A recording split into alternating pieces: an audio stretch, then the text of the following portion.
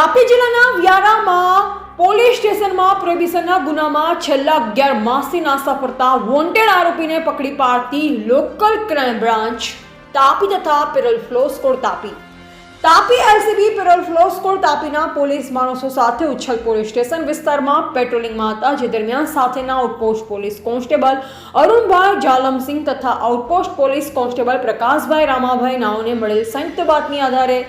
મોજે ઉચ્છલ 3 રસ્તા પાસેથી Vyara police station C part prohibition act કલમ તથા ભારતીય ન્યાય સંહિતા 2023ની કલમ મુજબના ગુનાના કામે સંડોવાયેલ નાસ્તો ફરતો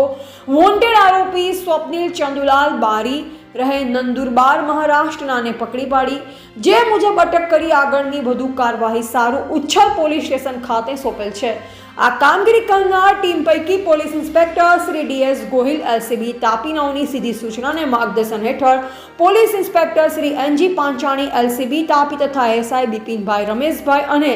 અરુણભાઈ જાલમસિંહ તથા પ્રકાશભાઈ રામાભાઈ તથા રવિન્દ્રભાઈ મહેન્દ્રભાઈ તથા રાહુલભાઈ દિગંબરભાઈ એલસીબી પેરોલ ફ્લો સ્કોડ તાપીનાઓએ આ કામગીરી કરેલ છે।